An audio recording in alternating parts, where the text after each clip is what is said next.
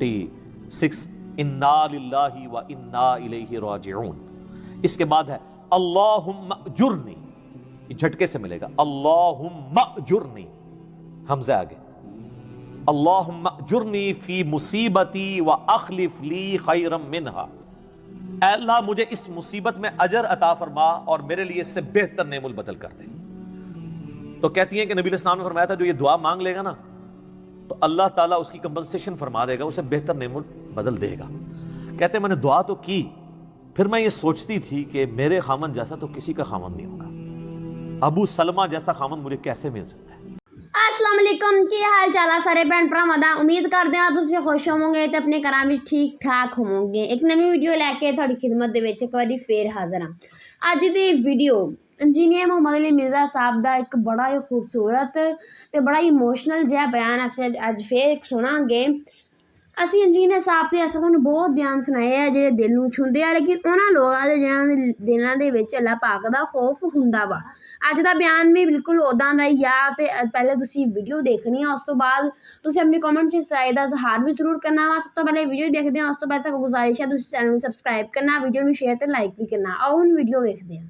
नबलुवन्नकुम बिशैइन मिनल खौफि वल जू'i व नक्सिम मिनल अम्वाल वल अनफुसि वस्समरात। हम जरूर आजमाएंगे दुनिया की जिंदगी में तुम्हें खौफ के जरिए, भूख के जरिए और माल में नक्स के जरिए, व बश्शिरिस साबिरीन, और बिशारत होगी सब्र करने वालों के लिए। तो ये सारी तकलीफें, इनको आप मुकाफात अमल कह के नहीं जान छुड़ा सकते, ये अल्लाह की तरफ से आजमाइश भी हो सकती है किसी के ऊपर।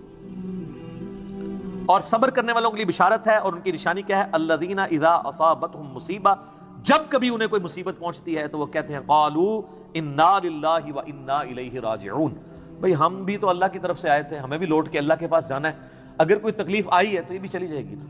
सबसे बड़ी तकलीफ क्या है? मौत, वो भी तो हम पे आनी है ना। तो उससे पहले अगर छोटी तकलीफ आई है तो अल्लाह की तरफ चली जाएगी। इस कॉन्टेक्स्ट में एक हदीस है सही मुस्लिम में, बड़ी जबरदस्त। उम्मे सलमा कहती हैं कि जब अबू सलमा मेरे खामन फौत हुए, मुझे उनकी फौतगी की खबर मिली तो मैंने हुजूर से एक दुआ सुन के याद कर रखी थी कि जो कोई वो दुआ मांग लेगा अल्लाह ताला उससे बेहतर उसे नेमुल बदल दे देगा। और वो दुआ आधा पोर्शन तो यही है, सूरतुल बकरा की आयत नंबर 156, इन्ना लिल्लाहि व इन्ना इलैहि राजिऊन। इसके बाद है अल्लाहुम्मा अजुरनी, झटके से मिलेगा, अल्लाहुम्मा अजुरनी, हमज़े आगे, अल्लाहुम्मा अजुरनी फी मुसीबती व अखलिफ ली खैरम मिनहा।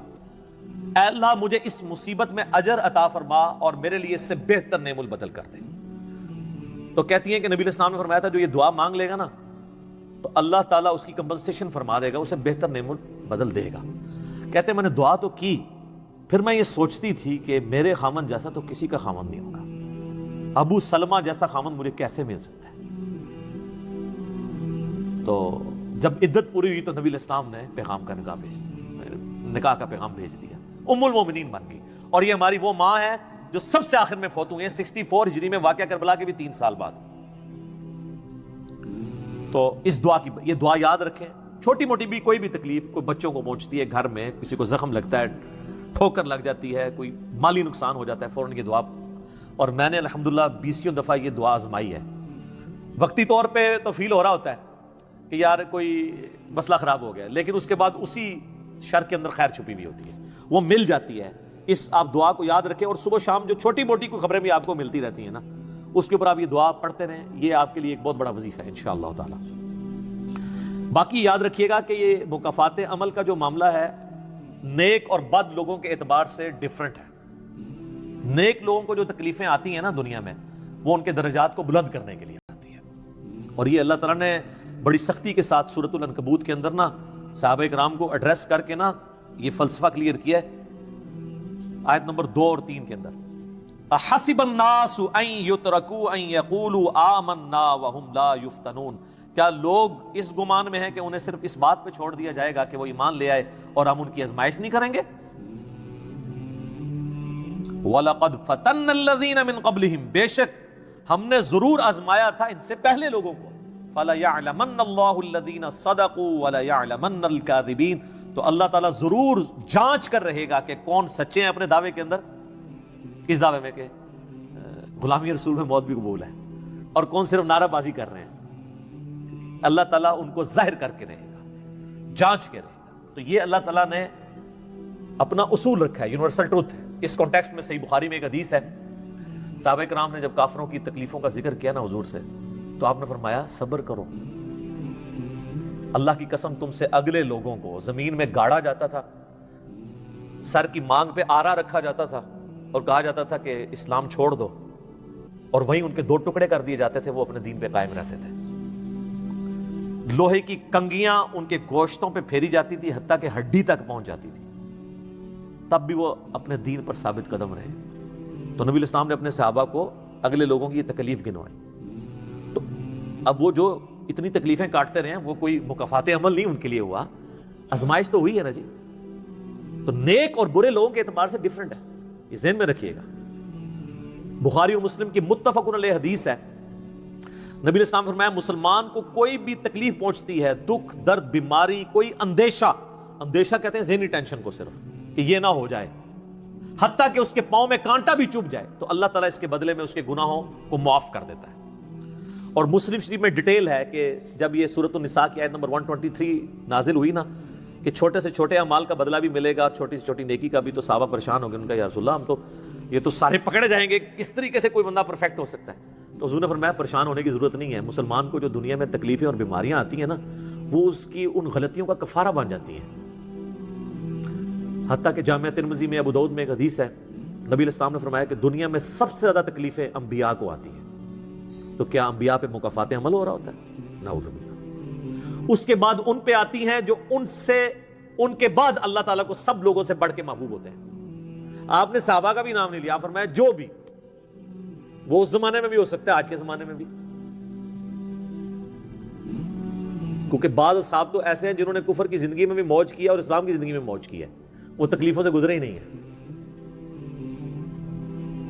اچھا، اور پھر فرمایا اس کے بعد وہ لوگ ہیں جو اس کے بعد اللہ کو سب سے بڑھ کر محبوب ہوتے ہیں، حتیٰ کہ انسان پہ تکلیفیں آتی رہتی ہیں اور اس کی موت کا وقت آ جاتا ہے اور اللہ تعالیٰ اسے پاک و صاف کر کے دنیا سے اٹھا لیتا ہے۔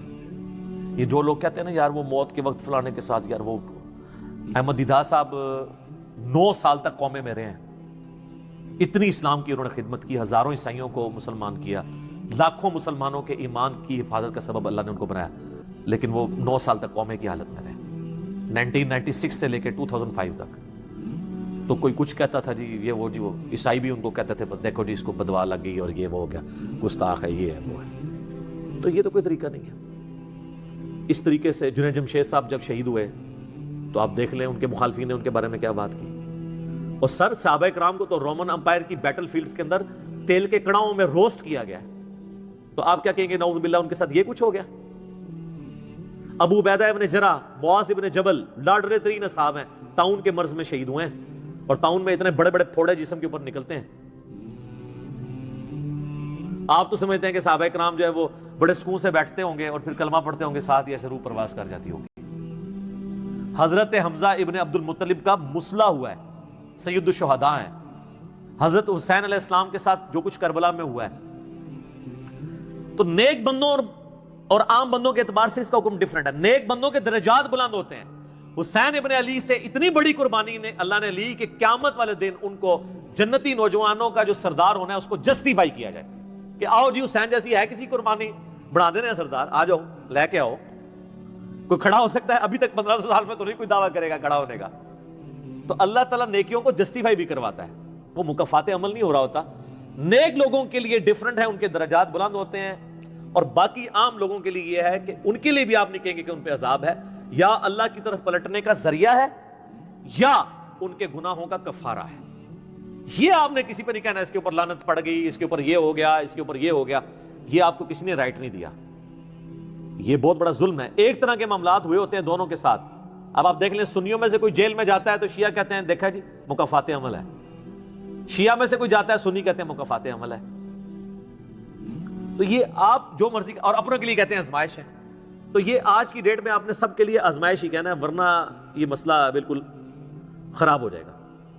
اور آپ دیکھ لیں اللہ تعالیٰ کتنا غفور رحیم ہے، پورا مکی قرآن 2/3 قرآن ہے کافروں کے لیے دھمکیوں سے بھرا پڑا ہوا ہے، لیکن جب ان دھمکیوں کی ایگزیکیوشن کی باری آئی ہے سارے مسلمان ہو گئے ہیں۔ ہائے ہائے ہائے، آپ کوئی کہہ سکتا تھا کہ یا اللہ اتنی دھمکیاں تو نے دی، میں یہ کر دوں گا، تم پہ وہی عذاب آئے گا جو اگلے لوگوں پہ آیا تھا، تو اللہ اپنی کتاب کو سچا کر دینا اور عذاب لے آ. لیکن وہی بات، وَكَتَبَ رَبُّكُمْ عَلَى نَفْسِهِ الرَّحْمَةَ، اللہ نے اپنے اوپر لازم کیا ہے کہ ہر حال میں اس نے رحم ہی کرنا ہے. اور بخاری اور مسلم دونوں میں حدیث ہے کہ اللہ نے مخلوقات کی پیدائش سے پہلے عرش پہ اپنے پاس ایک عبارت لکھ لی تھی کہ میری رحمت میرے غضب پہ سبقت لے جائے گی. وہ ایسی سبقت لے گئی کہ 2/3 قرآن سائڈ میں رہ گیا، دھمکیوں سے بھرا ہوا. فتح مکہ پہ جنہوں نے معافی مانگی طلقاء بنے مسلمان، حتیٰ کہ ہند کی بھی حضور علیہ السلام نے توبہ قبول کر لی، ابو سفیان کی بھی توبہ قبول کر لی. یہ بات ہے. لا تثریب علیکم اليوم، آج تم پر کوئی گرفت نہیں ہے. جو حضرت یوسف نے آیت پڑھی، وہ جو الفاظ ہیں نا قرآن میں سورہ یوسف میں، وہی نبی علیہ السلام نے آیت پڑھ دی. تو یہ اللہ تعالیٰ کی رحمت ہے. ہم اللہ تعالیٰ سے اللہم انی اسألک من فضلک ورحمتک، آمین. اللہ جی، اللہ تعالیٰ سے خیر مانگنا چاہیے، اللہ تعالیٰ کی طرف رجوع لانا چاہیے. اس حوالے سے بخاری اور مسلم دونوں میں حدیث ہے. میں اب آپ کو تھوڑے وظیفے بھی بتا دوں نا. ظاہر آزمائشیں تو ہر بندے پہ آتی ہیں، اللہ کی طرف رجوع بھی لانا چاہیے. ان آزمائشوں سے نکلنے کا طریقہ کیا ہے؟ بخاری اور مسلم دونوں میں حدیث ہے. نبی صلی اللہ علیہ وآلہ وسلم کے بارے میں انس بن مالک کہتے ہیں کہ نبی علیہ السلام کی اکثر دعا یہی ہوا کرتی تھی، اللہم ربنا آتنا فی الدنیا حسنہ وفی الآخرۃ حسنۃ وقنا عذاب النار، آمین. یہ بخاری مسلم میں بھی ہے، سورۃ البقرہ کی آیت نمبر 201 ہے. اے اللہ ہمیں دنیا میں بھی بھلائیاں عطا فرما اور آخرت میں بھی بھلائیاں عطا فرما، اور آخرت کی سب سے بڑی بھلائی بھی ساتھ مانگ لی، وقنا عذاب النار، آگ کے عذاب سے ہمیں بچا لے، آمین. یہ اکثر آپ کی دعا ہوتی تھی. اس کانٹیکسٹ میں ایک حدیث ہے بڑی انٹرسٹنگ، صحیح مسلم میں. ایک صحابی بیمار ہوئے حتیٰ کہ بالکل ہڈیوں کا پنجر بن گئے، اور صحابہ کہتے ہیں چڑیا کی طرح ان کی جان ہو گئی. نبی علیہ السلام ان کی عیادت کے لیے گئے. آپ نے جب دیکھا، آپ فرمایا تو اللہ سے کیا مانگتا ہے؟ چنگا بندہ ٹردا پھردا بندہ ایڈا منجی دے پہ گیا اور بالکل ڈھانچہ پنجر بن گیا ہڈیوں کا. اس نے کہا یا رسول اللہ، میں اللہ تعالیٰ سے یہ دعا کرتا ہوں کہ اے اللہ جو تو نے مجھے آخرت میں عذاب دینا ہے نا، دنیا میں ہی دے دے. آخرت کا عذاب تو بہت سخت ہے، تو مجھے دنیا میں ہی وہ عذاب دے دے. نبی علیہ السلام نے سبحان اللہ، کیا تم دنیا میں بھی اللہ کی تکلیف برداشت کر سکتے ہو؟ اوے تجھے تو چاہیے تھا تو کہتا اللہم ربنا آتنا فی الدنیا حسنہ وفی الآخرۃ حسنۃ وقنا عذاب النار. یعنی آپ اللہ تعالیٰ کو معاذ اللہ کو فنیٹک سمجھتے ہیں کہ آپ کہیں گے کہ اس نے عذاب تو ضرور دینا تو مجھے ادھر دے دے. او یار اللہ سے اچھا ہی گمان رکھو. بخاری مسلم دونوں میں حدیث ہے، میں اپنے بندے کے گمان کے قریب ہوں جیسا میرے بارے میں گمان رکھے، بشرطے کہ کرتوت بھی ٹھیک کرے. تو سر ہم تو یہ کہتے ہیں کہ اللہ ہم نہ تیری آزمائش کے قابل ہیں نہ تیرے عذاب کے قابل ہیں، ہمیں بلا حساب و کتاب ہی جنت میں داخل فرما دے، آمین.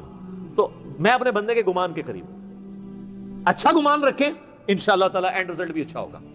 آپ اللہ سے گمان اچھا رکھیں، یہ گمان بہت اہم چیز ہے. اور یہ آپ کا جو کانفیڈنس ہے نا اللہ کے اندر کہ انشاءاللہ اللہ میرے ساتھ خیر کا معاملہ ہی کرے گا. اچھا کئی لوگ کہتے ہیں منو تے اللہ نے دینے ہی عذاب ہے، استغفر اللہ تو بلی. آپ چاہے اچھے اعمال کرتے ہیں برے اعمال، تب بھی آپ نے یہ اپنے بارے میں یہ بات نہیں کرنی. یہ تو اور کسی کے بارے میں تو آپ نے سوچنا بھی نہیں سر، وہ تو کہانی ختم. وہ تو صحیح مسلم میں حدیث ہے نا، ایک شخص نے قسم اٹھا کے کہہ دیا تھا کہ اللہ تعالیٰ اس کو کبھی معاف نہیں کرے گا. وہ بڑا گنہگار شخص تھا، اللہ کی بارگاہ میں پہنچے، اللہ نے فرمایا تو نے میرے بیاپ پہ کیسے قسم کھا دی؟ جا میں نے اس کو معاف کیا، تجھے دوزخ میں پھینکا. لا يسأل عما يفعل وهم يسألون، سورۃ الانبیاء کی آیت ہے. اللہ کو کوئی نہیں پوچھ سکتا اس نے یہ کیوں کیا، وہ سب کو پوچھ سکتا ہے کہ انہوں نے یہ کیوں کیا. یہ اللہ تعالیٰ کے بارے میں ناشکری پھیلانا سورہ الزمر میں ہے، لا تقنطوا من رحمت اللہ، اللہ تعالیٰ کے بارے میں مایوسی عوام کے اندر پھیلانا. لیکن اس کا دوسرا پہلو بھی غلط ہے کہ آپ رحمت کی آیتیں پڑھ کے تو لوگوں کے کام چوک کے رکھو، وہ بھی دوسری ایکسٹریم ہے، وہ بھی نہیں ہونی چاہیے. رحمت سے دھوکہ بھی نہیں کھانا، ہاں اعمال پورے کرنے ہیں اور پھر اللہ سے امید بھی رکھنی ہے. جو سیدنا ابوبکر نے حضرت عمر کو وصیت کرتے ہوئے کیا کہا تھا کہ عمر جب تو جنتیوں کی طرف دیکھے نا تو دعا کرنا کہ میں بھی ان میں شامل ہو جاؤں، اور جب بھی تو جہنمیوں کا ذکر لائے تو اللہ صلی اللہ علیہ وسلم سے پناہ مانگنا کہ کہیں میں ان میں شامل نہ ہوں. جی تے تسی سنیا انجینئر صاحب نے سانو قرآن دی آیتاں دا ترجمہ پڑھ کے صاف صاف سنایا کہ اللہ پاک قرآن دے وچ صاف صاف کہندا وا کہ میں تھانوں آزماؤں گا خوف دے ذریعے. ایک جگہ دے اللہ پاک قرآن دے وچ بھی فرماندا وا کہ میں تھانوں مال دے کے اولاد دے کے تے ہر چیز دے کے تھانوں میں آزماؤں گا. پر ہر سزا نوں اسی آزمائش دا نام نہیں دے سکتے، یا پھر ہر آزمائش نوں اسی سزا دا یا مکافات عمل دا نام نہیں دے سکتے. انجینئر صاحب نے قرآن دی آیتاں تو ثابت کر کے سانوں دسیا وا. ਕਿਉਂਕਿ ਅਕਸਰ ਚੀਜ਼ਾਂ ਐਸੀਆਂ ਹੁੰਦੀਆਂ ਵਾ ਜਿਹੜੀਆਂ ਅਸੀਂ ਜਿੱਦਾਂ ਦਿਖਾਉਂਦੇ ਹੁੰਦੇ ਉਹ ਤਾਂ ਸਾਨੂੰ ਉੱਦਾਂ ਨਹੀਂ ਹੁੰਦੀਆਂ। ਉਹ ਮਤਲਬ ਕਿਸੇ ਇਨਸਾਨ ਦੇ ਉੱਪਰ ਜੇ ਅਜ਼ਮਾਇਸ਼ ਆਈ ਆ, ਅੱਲਾ ਨੂੰ ਅਜ਼ਮਾਨ ਦਿਆ ਵਾ ਤੇ ਉਹ ਇਹ ਕਵੇ ਕਿ ਸਜ਼ਾ ਵਾ, ਤੇ ਇਹ ਗੱਲ ਕਹਿਣਾ ਬਿਲਕੁਲ ਗਲਤ ਵਾ। ਆਪਣੇ ਇਮਾਲ ਦੇ ਉੱਪਰ ਗੌਰ ਕਰੋ ਕਿ ਜੇ ਤੇ ਅਸੀਂ ਕਿਸੇ ਮੁਸੀਬਤ ਦੇ ਵਿੱਚ ਫਸ ਕੇ ਅੱਲਾ ਨੂੰ ਜਾਣਦੇ ਹਾਂ ਤੇ ਫਿਰ ਤੇ ਸਾਡੇ ਉੱਪਰ ਖੁੱਲ੍ਹਮ ਖੁੱਲ੍ਹਾ ਅਜ਼ਮਾਇਸ਼ ਵਾ, ਅੱਲਾ ਸਾਨੂੰ ਅਜ਼ਮਾਨ ਦਿਆ ਵਾ। ਤੇ ਜੇ ਤੇ ਅਸੀਂ ਕਿਸੇ ਮੁਸੀਬਤ ਦੇ ਵਿੱਚ ਪੈ ਕੇ ਹੋਰ ਅੱਲਾ ਤੋਂ ਦੂਰ ਹੁੰਦੇ ਹਾਂ, ਪੁੱਠੇ ਕੰਮਾਂ ਵੱਲ ਜਾਂਦੇ ਹਾਂ, ਤੇ ਫਿਰ ਉਹ ਸਜ਼ਾ ਵਾ ਸਾਡੀ। ਤੁਹਾਡਾ ਇਸ ਬਾਰੇ ਕੀ ਖਿਆਲ ਆ ਕਮੈਂਟ ਕਰਕੇ ਜ਼ਰੂਰ ਦੱਸਿਓ। ਹੁਣ ਤਾਂ ਸਾਨੂੰ ਇਜਾਜ਼ਤ, ਆਪਣਾ ਬੜਾ ਖਿਆਲ ਰੱਖਿਓ, ਰੱਬ ਸੋਹਣੇ ਨੂੰ ਯਾਦ ਰੱਖਿਓ। ਅਸਲਾਮ ਵਾਲੇਕੁਮ।